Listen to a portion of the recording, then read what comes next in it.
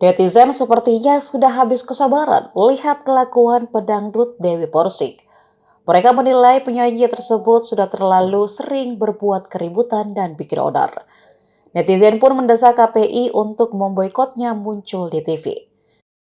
Saat ini, artis yang kini sudah kembali menjanda itu terlibat perseteruan dengan ketua RT tempatnya tinggal.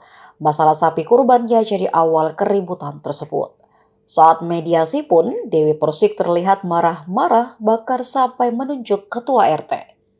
Karena sikapnya itu ia sempat diteriaki warga sekitar usai mediasi. Melihat tingkah Dewi Persik inilah tak sedikit netizen yang mengaku kecewa. Dewi Persik dinilai tak bisa menahan rasa marahnya. Bahkan pada momen mencekam tersebut warga sekitar sayup-sayup melantunkan salawat seolah hendak menenangkan Dewi Persik.